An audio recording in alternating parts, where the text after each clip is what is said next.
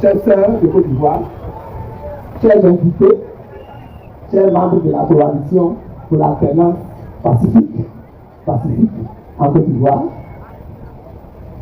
chers frères et sœurs du peuple Hatchan, gardiens ancestraux de cette terre d'Abidjan, chers membres, chers sympathisants du mouvement des générations capables, je voudrais vous remercier pour votre venue ici, pour que nous puissions nous rencontrer. Mais avant d'entrer dans mon sujet, je souhaiterais que nous nous levions tous et que nous observions une minute de silence en mémoire d'un de nos militants de la région du district de Sassandra Marawi, qui, au moment où il est allé s'apprêter, il est allé chez le coiffeur pour s'arranger les cheveux et venir avec nous ici participer à cette fête, a piqué une crise chez le coiffeur et sur le chemin du transport à l'hôpital, il a perdu la vie. Une minute de silence en sa mémoire.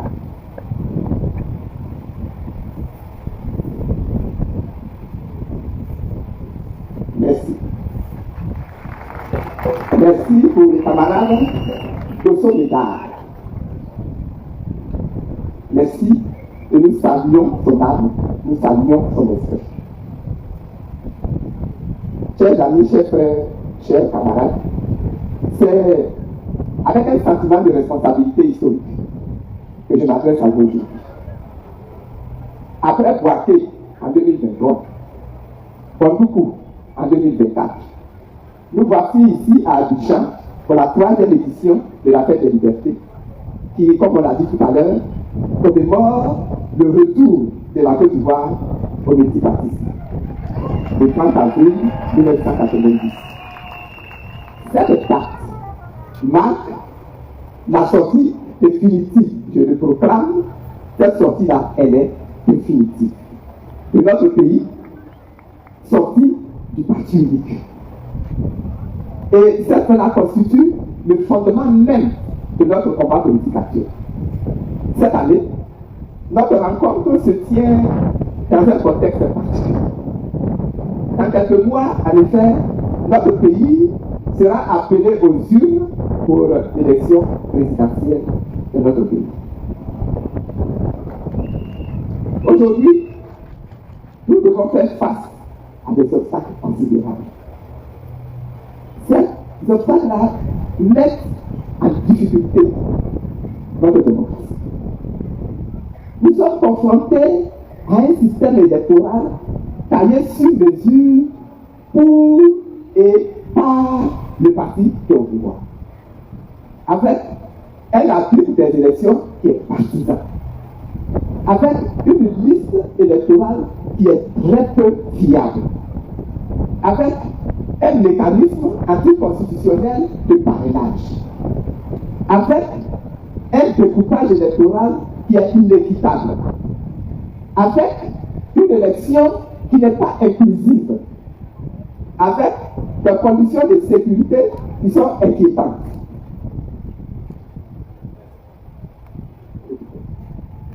Avec le spectre d'un 4e mandat qui est également inacceptable.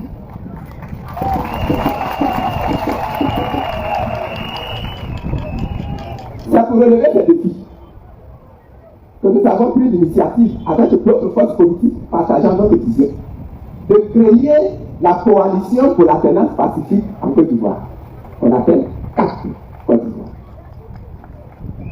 Nous utiliserons tous les moyens démocratiques. Je dis tous les moyens démocratiques de nous pour obtenir les réformes souhaitées et nous ne faillirons pas.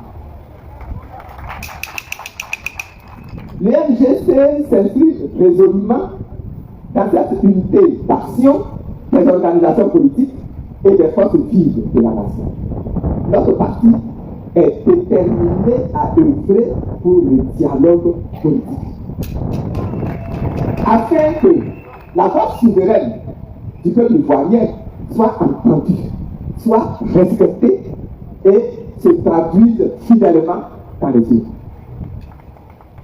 Chers militants, chers sympathisants, chers compatriotes, depuis le 30 novembre 2024, j'ai été investi candidate du MGC à l'élection présidentielle.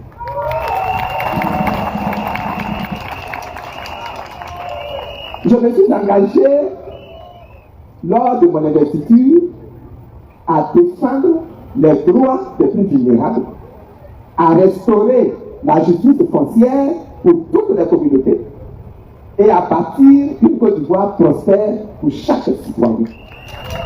Quelle que soit son origine ethnique, quelle que soit sa religion, quelle que soit sa condition sociale, chaque Ivoirien, chaque habitant de la Côte d'Ivoire vivra dans la dignité et dans la sécurité. Mon offre politique est celle du MGC. Nous l'avons conçue ensemble. Notre projet de société et notre programme de gouvernement sont prêts. Ce dernier vous a déjà été résumé et présenté en 7 engagements. Quand, je ne dis pas si, je dis quand je serai élu président de la République de Côte d'Ivoire,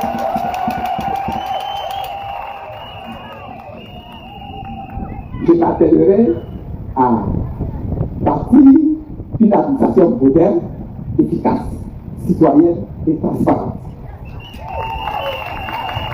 à rendre l'économie de notre pays prospère, basée sur des piliers maîtrisés, à promouvoir une industrie de chaîne de valeur solide, moteur de la croissance économique du pays, moteur de l'intégration régionale, à faire de la Côte d'Ivoire un pays de cohésion